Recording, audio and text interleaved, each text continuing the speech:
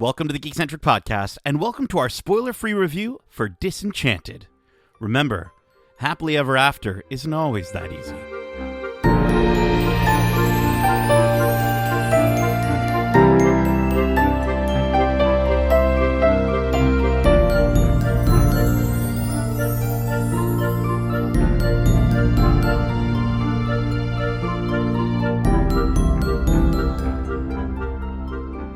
Hey there, my name is Nate, and this is our spoiler-free review for Disenchanted. Special thanks to our friends at Disney Plus Canada for giving us the opportunity to watch this film early for review. If you're joining us for the first time, we are Geekcentric, a podcast focused on the world of movies, TV shows, games, toys, and collectibles, and all things Geekcentric. Now, joining me for this magical journey with new songs and new opportunities, we have my fellow royal colleagues from the land of Geekalasia, Darcy the Dapper, and Kevin the Kingly. How art thou this pleasant fine evening, gentlemen? Oh, well, it is just a wonderful, wonderful pleasure to be here with you today. I've been dreaming of a podcast like this. I do quite well as well. I can't do the old time you speak. Close enough, Darcy. Close. You know, you think with the amount of D&D that you've done in the past, you'd have that down pat. What's going on? I'm not one to. I like role playing, but I don't become the character. I more describe the character's story. I'm not one for voices. Okay. So you'd write the fairy tales. You wouldn't necessarily be in said fairy tales. Definitely more up my alley for sure. Yeah.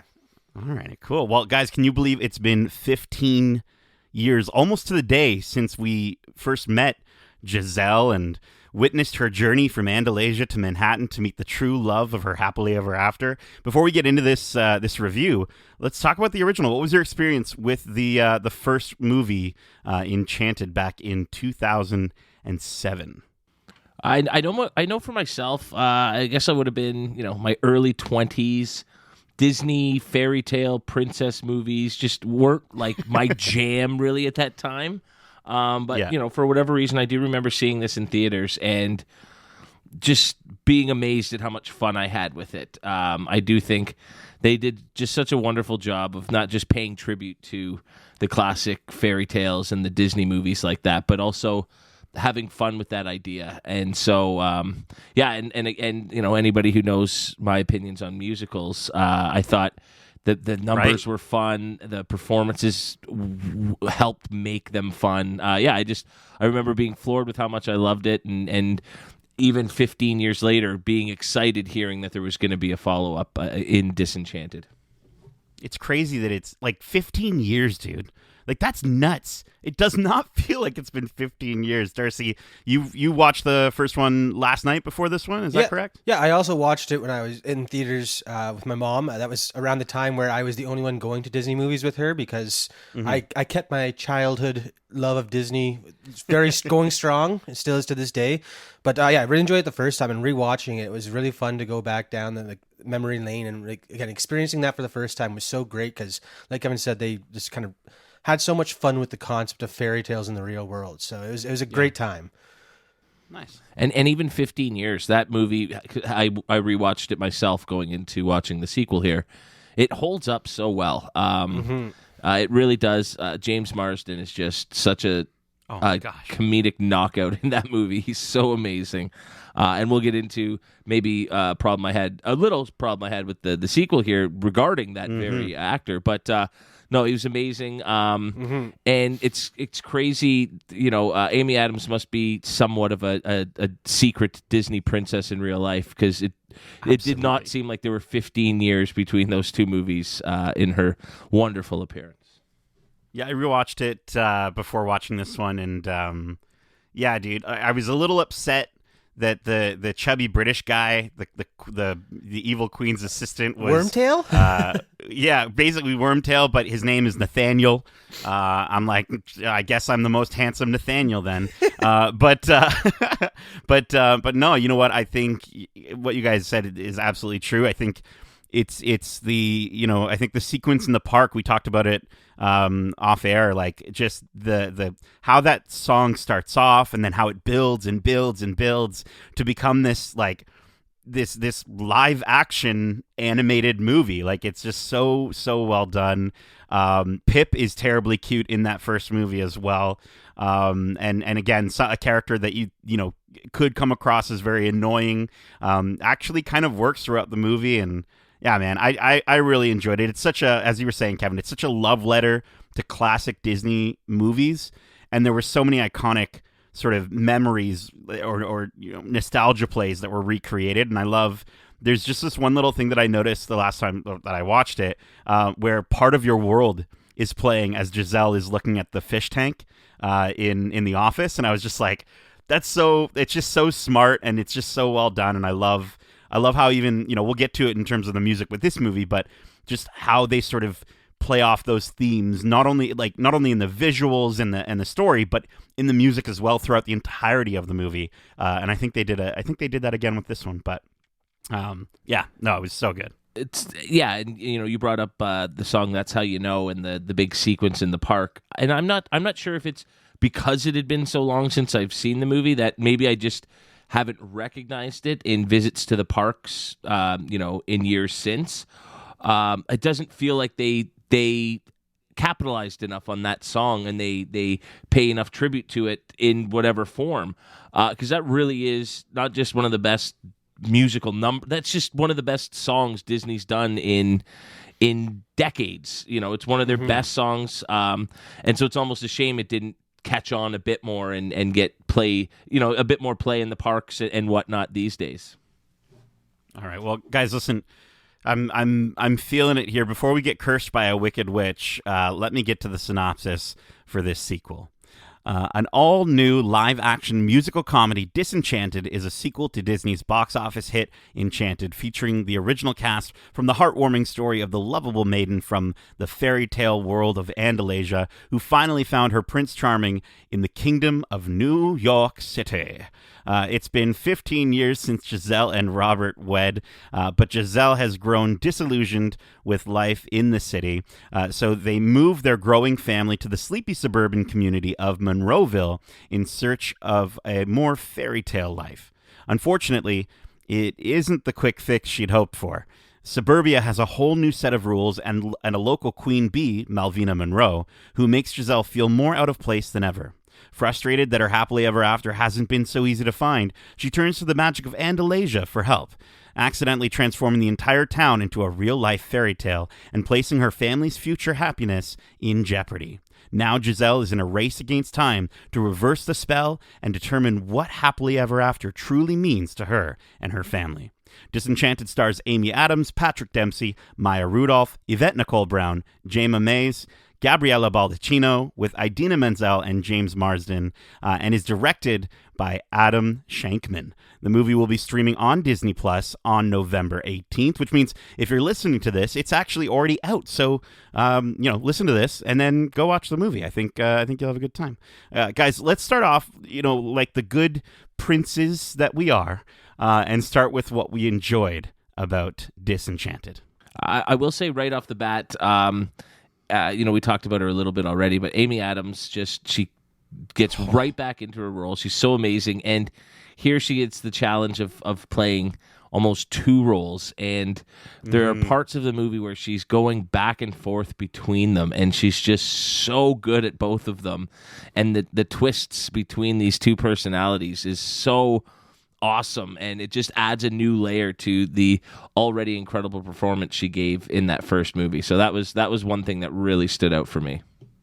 Yeah, she does not miss a beat. She's so incredible in this role, and I kind of think she does a better job at portraying a real life Disney princess than the princesses that you meet in real life at Disney parks. Like she is so perfect. And I love the range she has as an actor. I think we've talked in the past about her role in Arrival, and I just feel like she's equally fantastic in that. And then you see her playing a Disney princess and a little bit more on the evil side in this one as well. And yeah, it's so fantastic to see just how killer she is in this role. And I could watch her as Giselle for another, another movie, maybe a movie after that, maybe a whole series. I just enjoy watching her character so much.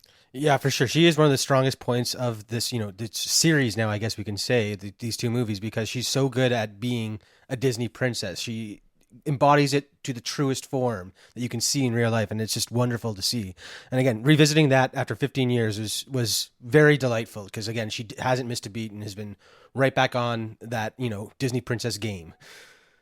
Dude, and James Marsden, Kevin, I know you brought him up earlier. He's such an incredible goof of a Disney prince, and unlike Darcy, he definitely nails the princely speak, if you will. And I know we're talking about what worked with this movie, but I think it's because of how fantastic he is that I just have to quickly, while we're talking about his character, like I think you're alluding to, Kevin, I wanted more of him. I really wanted more of him in this movie. It's so, it's tough to balance. I think we get new characters in this. We also get a bit of that quirkiness that we'd expect from Prince Edward, from Patrick Dempsey's character.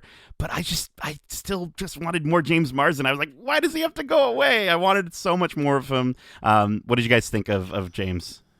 Yeah, I mean, I think you nailed it there in that. Without giving too much away about what happens in the story, Patrick Dempsey does sort of step into that role in a few ways, and he gave it his darndest, but he's a far better straight man in these movies. He's better reacting to that over-the-top zaniness than actually doing it himself. So I understand why Marsden gets sort of pushed a little bit to the side in the plot here, but yeah, he's just so amazing in that first one that I would watch an entire movie about his adventures. That would be a lot of fun. Yeah. I have to agree with you guys totally there. I mean, he was very underutilized in this film, considering how good he is at playing that goofy, lovable prince. And again, Dempsey did his best at trying to replicate that, but again, Kevin said it. It took the words right out of my mouth when he said he plays the straight man so well. I would have loved to see him stuck in this fairy tale world, because he played off of Amy Adams' character so well. I could see that going even further with the whole cast that we're introduced to in this whimsical world. Totally. Now, I will say the almost opposite of that in terms of better utilizing a returning character. Hey, they have somebody like Idina Menzel, and they have her sing in this movie. Wow, who'd have thunk it? It's so nuts to me watching the original one and like going back to it, and like I'd watched the trailer prior to going back to the first one, and I completely thought that she got a song at the end with Prince Edward, but apparently that was just something that I made up in my mind, because and I was looking it up. It makes too much sense to not have happened. It makes too much sense, and apparently it was canceled. They were supposed to have a duet at the end of that movie, and it was canceled, or it was cut. And like, yeah, she's such a phenomenal musician. She's such a phenomenal singer. I mean, obviously, she's Idina Menzel, or Adele Dazeem, as some people might call her. But we get so many, like, some really, really great musical moments with her. And I think the music in both of these movies is so phenomenal that having her in it just elevates the songs that I think she's in. I can't say enough good things about her. I think the sort of the way that they sort of give a little bit more to her, and I love that she's kind of her character's kind of a middle ground for Giselle. Now that she's been Nancy's been living in Andalasia for quite some time, to kind of have that sort of, she knows what the real world's like, and she knows what Andalasia's like. It's a really cool opportunity for her to be closer to Giselle, and they do have some really, really lovely moments together. Absolutely. And, just one last note. I was reading, because after watching the first one, I was so surprised that she didn't sing. And I was reading an article that she spoke about that in, and she said, it's still amazing to me, and quite the compliment, that they cast me in that movie for my acting ability and not for the fact that I can sing. So, It's funny after all these years, that she's able to recognize that. And now she's a Disney princess in her own right in many ways. And so, yeah, it was great to get that. And then speaking of musical numbers, while I might, as a whole, prefer the soundtrack from the first movie, just because felt the songs were a bit more traditional in this movie. They weren't as much poking fun at the sort of tropes that you're used to in the songs. There is one absolutely amazing Banger. musical number in about the middle of this movie that really brings it all together. You're almost waiting, going, where is that magical number? And it does happen between Amy Adams and Maya Rudolph. Dude. Oh my So gosh, good. it's so good. so good. And Malvina Monroe, like the character, both versions of the character. I think if you watch the trailer for this movie, you understand kind of what happens. And like, dude, she just fits the character so well. I was so happily surprised by her character, how much I enjoyed her as a classic Disney villain. And yeah, Kevin, that I think that's probably my favorite song in the entire movie, is the one between her and Giselle. It's just it's so perfect. Like you get the nostalgia feels for the classic Disney villain songs, but then it's also like, but no. This is just another one to add onto the pantheon of amazing villain songs that we've gotten from Disney, and it's just freaking it's so good. Alan Menken just completely knocked it out of the park, and it's just, I love that even the music that's not, with the singing, like having the themes from the original flow throughout the score was such a smart way to do it. And oh man, good. Yeah, I gotta say, there was one part where I heard the steel drums faintly in the background, and it took me back to that happy place almost instantly. And again, the music from this movie is super strong across the board, in my opinion. I mean, there maybe was one or two numbers that was a bit more forgettable than the last, but the standout ones are standout and fit right in with that Disney pantheon of classic songs. So incredible performances all around in that regard. And I do want to bring up another really great performance in this movie, and that's Gabriella Baldacchino, I think, as Morgan, grown-up Morgan. The casting, she looks so much like the grown-up version of that actress that I was just like, is it her? And it's not the same one, but I was so blown away. And she can sing, dude. Like, she can really sing, and I love what they did with her character and sort of kind of giving us this new challenge for Giselle in what she's looking for with this fairy tale world, this perfect world. And it's just yet another thing that she kind of has to work towards, or in this case in the movie, like completely use magic to change around. But at the same time, it's just, they have such a great relationship together. And yeah, she was great. She was so good. 100%. Again, I too thought it was the same one. So in watching the credits, I saw the original actress's name pop up, and so at one point in the movie, you do get to see a little cameo role from the original actress, but they are almost identical looking. And again, great performance from Gabrielle. I was just as captivated watching her scenes as I was watching Amy Adams. So yeah, loved her. Yeah, it was definitely one of those like check my math numbers before looking at the actual cast list, going, wait a minute, that has to be her, but it's been 15 years, not just the 10 years so it was definitely one of those, I have to check this out and figure out what's going on here kind of moments. Absolutely. Let's get to the just a little bit about the narrative and the storyline. What did you guys think? I mean, I kind of felt like the pacing was pretty good. I was actually pleasantly surprised. About a half an hour into the movie, we really get to a really awesome moment that made me smile really big. And I think it just sort of, it set the tone for, again, the pacing of the movie, kind of like what to expect going forward. And I thought they did a really good job with it. They didn't linger too long. And I also felt like the original one, I think one of my bigger problems with the original was that it just ended way too damn quickly. They completely just sort of cut it off, which, that's fitting of a movie like that.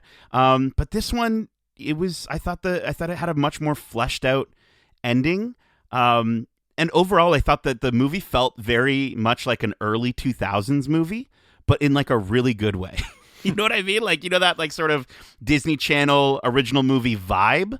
But I think the overall production value was bigger than a Disney Channel original movie. Absolutely.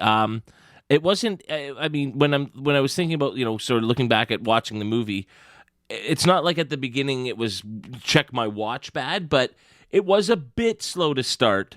And I thought, okay, that kind of explains why this has a 2-hour runtime. But everything they're doing in that first, 20, 30 minutes, like you said, is justified throughout the movie. And it really helps to set up all the events that happen throughout the course of the movie. And it really doesn't drag that much. It flows really, really nicely. And it does, I agree, come to a bit more of a complete and satisfying resolution, whereas the first one, they just sort of push Susan Sarandon off a tower and she's toast, and it's like, that's it. We're done. Okay, there you go. All right then. I thought, and the production's great. Every the different almost kingdoms, if you want to call them that we get to spend time in, were lots of fun.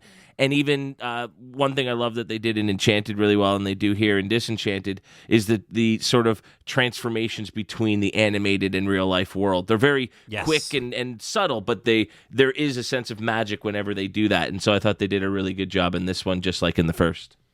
And I think they really did a great job of doing that animation again, but like cleaned up. Like it looked really, really good. We do get a bit of that, at the beginning of the movie, and it's good stuff. Yeah. I think anytime that they can make they can sort of give you that feeling of the classic Disney animated movies, is awesome. Yeah, I mean, the animated scenes from this movie made me realize all over again how much I want one of these another classic animated movie like we had with Princess and the Frog. Like, just every now and then, a trip back to that style is sometimes needed, I think, because it is like the core of Disney animation is where it all started. So, I mean, I love that part. And again, the production values were great. I mean, I found this one maybe not so much, literal references to, Disney classics, stuff like that, but the visual Easter eggs sprinkled throughout this movie, or just a plethora. Every scene, there's a reference to some classic movie through a costume piece, a dance number, something alludes to what came before. And that's what I feel like there was almost one of the strengths of this movie, was how they managed to pay homage to so many, great moments and little bits from other Disney classics. See, I felt like I agree with you. I do feel like the first movie did that a bit better than this one, but because of the live action setting of this movie and the magic that we get to see in it, it actually reminded me a lot more of an homage to Disney's parks, specifically the Fantasyland in Magic Kingdom. Like, there were parts of it where I was like, that just looks like it was straight up filmed in Fantasyland at Magic Kingdom. And I think we get to see this fairy tale transformation, and to just sort of to see the world turn into that. I could totally see them doing an installation to celebrate Disenchanted. If unlike the original, Kevin, like you were saying, if they actually want to really do something big with this and celebrate it the way I think these movies should be celebrated at the parks. Imagine them incorporating some of these musical numbers into the parades. Like, I think that would be so cool. You could absolutely see these characters, going throughout and running, got Prince Edward running up to people and talking to them. And I think it would be really, really fantastic. And this gave me a lot of feels for the actual parks because of that live action setting. I agree with that a lot. I well said. Cool, man.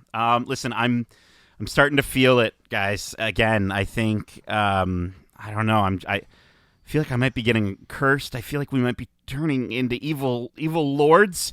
Let's get to what maybe didn't quite work with this one, with Disenchanted. I guess I'll start. I mean, we kind of touched on it a bit earlier, and I feel like it was Patrick Dempsey's character storyline. Like, Robert's storyline in this one kind of felt a bit, out of place. It didn't really fit what we know of his character, and I think a lot of that comes from us seeing him as a straight man in that first movie. So that was the part that really kind of took me out of it. Whenever we went to see what he was doing in the fantasy world, I was a bit like disappointed, not because of the performance, but because of what I kind of was hoping from this character. Again, surrounded by fairy tales, there would have been so much humor there, and they kind of just glossed over that to make him the Prince Edward of this movie. Yeah, I think his storyline specifically, Darcy, you're right, is sort of a distraction from the main storyline going on. And I think there were ways that they could have used his character, maybe sent him to Andalasia or something where he could still be in the movie, but not have to feel like they almost felt it was like they felt they needed to give him something to do every 15 minutes, and that just took away from what we really wanted to be watching, which was Amy Adams and Maya Rudolph go back and forth and try and outwitch each other or not overperform, but just like bring their all. And so, yeah, I'd agree. His storyline really does drag every time we go to it. Fortunately, they're pretty quick little visits, but it doesn't really connect to the overall story as much as it could have, and so that does hurt a bit with the cohesiveness of the story. And I think we talked about Idina Menzel, and she does get some really great moments in this, but I kind of really did want a little bit more of her and a little bit more of, as we said, James Marsden. Like I just think that those two characters, we get such a phenomenal introduction to them with a really great musical number that they do that you've probably seen in the trailer, and that was so great. And then it kind of just feels like they sort of go away. And I get it. They have to balance the pacing with Morgan and Giselle's sort of relationship, and they have to show that a little bit more, because that is really the core of this story. But I don't know. Is there any way that, to your point, could we have maybe shifted around some of the characters and shifted around some of these plot points to really elevate, I think the characters that maybe we did want to see a little bit more. No shade to Patrick Dempsey. Again, he's phenomenal as a straight man, but I think that's, as you said, it's maybe where we could have kept him. I think for me, the biggest thing is that just overall, I didn't find that it reached the same heights as the original, and that's really difficult to do for sequels. I mean, we've gotten some good sequels this year that we'll probably talk about on a future podcast. But I just felt like, I don't know, I didn't feel the same way coming out of this. I enjoyed my time. I had some good laughs. I think, again, the music's really good, but I never got to a place where I was like, I don't know, like pleasantly surprised, or I just wasn't surprised. It kind of it met my expectations. It didn't exceed them. If that makes sense. Does that kind of make sense? I'm totally in the same boat with you there. In that, I just think it would have been such a tall order to take what worked in the first movie and to top that. They set the bar so high in that first movie that, while at times it does reach the same levels, it's not up there consistently enough to be on that same level as that first movie.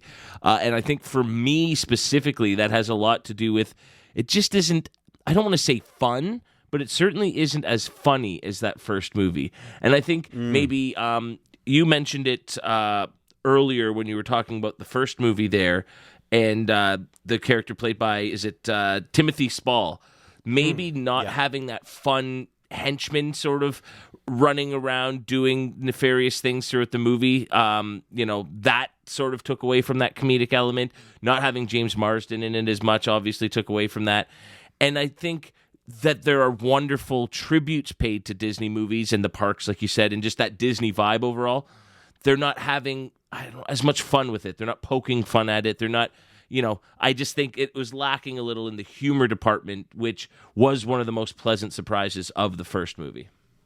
I have to agree with that as well, because the first one was very much a comedy based around a fairy tale, whereas this is a fairy tale that happens to have some comedy in it. Like, if this was just a standalone Disney film that wasn't a sequel or anything like that, I think it would stand alone greatly, because it's such a great fairy tale story, but it misses what kind of made that first one so good, which was the way that it poked fun at itself and the whole genre of fairy tales. So that was what was kind of lacking from it. And again, maybe it's because they were like, we can't do it any better than the first one, so let's maybe take it a different route and just do more the homage of fairy tales. So again, a lot of strengths come from the references, but again, the references aren't done in the same way as that first one, which was so much of the charm that we all fell in love with. Yeah, and I think there's only so many times that you can do callbacks before they start to feel a little bit stale. Mm-hmm. And I think this movie, again, it does retread a little bit too much of the original. Even though, again, there's some parts that are great, it kind of also can feel like an homage to the first movie in a sense. But guys, let's get to our overall final thoughts, which we're going to be rating on a scale of 1 to 5, Wishing Wands of Andalasia. And Darcy, I'm going to have you kick us off. Yeah. Again, I really enjoyed this movie, but it wasn't what I was expecting from the sequel to Enchanted because of so much of the fun of that first one, like we said, was the way it poked fun at it, and it was that charm was missing from this one.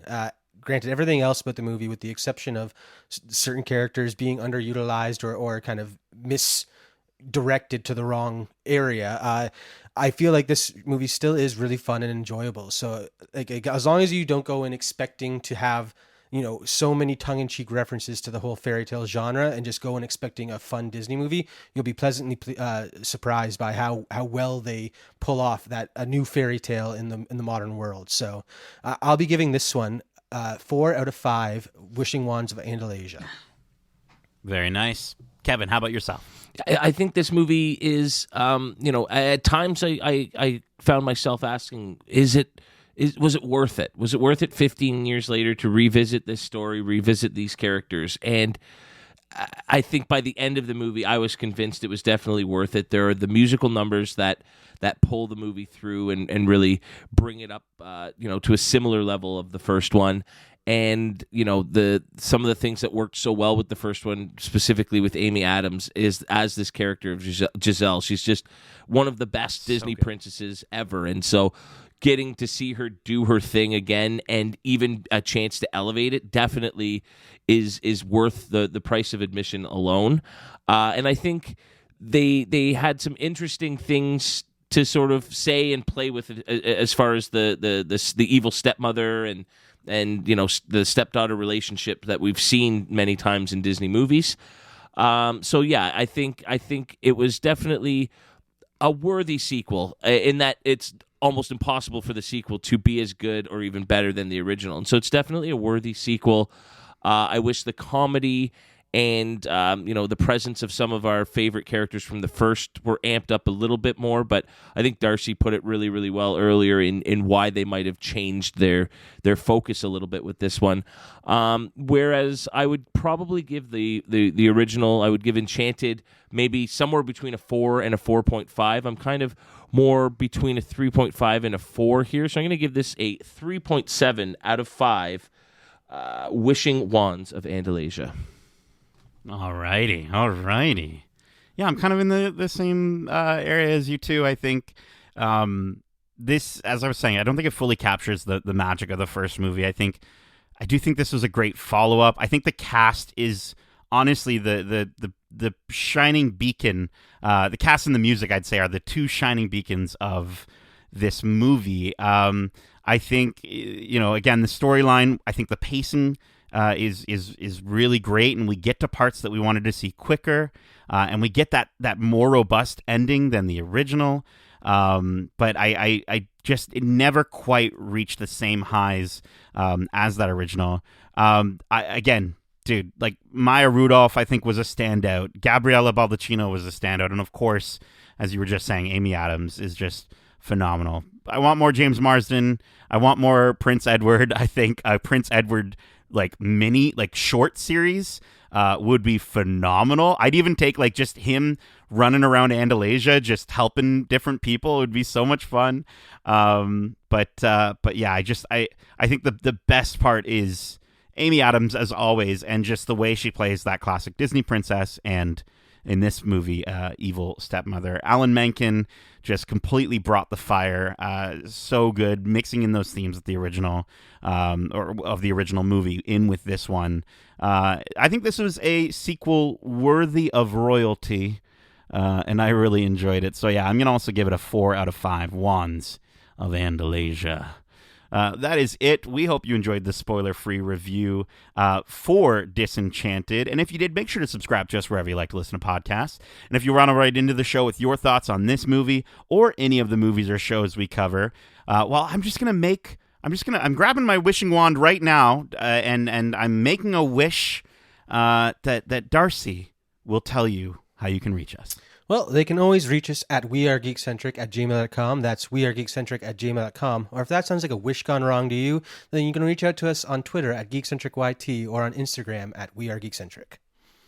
Keep in mind, we also have a ton of other episodes covering the latest and greatest movies and shows out now, like our recent spoiler-free reviews for Slumberland, The Santa Clauses episodes 1 and 2, Mickey, The Story of a Mouse, Black Panther, Wakanda Forever, Mythic Quest Season 3, Zootopia Plus, Blockbuster, and Wendell and Wild. And we also have a ton of interviews, like our most recent interview with the cast and crew of Zootopia Plus. Justin sat down with the directors and producer of that series, and I got a chance to sit down with the legends, Don Lake and Bonnie Hunt. So you can tune into that either here on podcast, or you can check it out on YouTube at youtube.com/geekcentric. We also have some really fun, fantastic interviews, some magical interviews, some festive interviews coming real soon. So definitely keep your eyes on our socials. Subscribe, click all the things, like all the things, click the bell. And sing us a little song. Sing us a little like magical song, and you can just summon us like little magical animals just like that. Just like, hopefully better than that. Darcy, Kevin, thank you so much for joining me for this adventurous review. Darcy, Kevin, thank you so much for joining me for this fairy tale review. And as we say, love ya. Laters. Get home safe, peasants.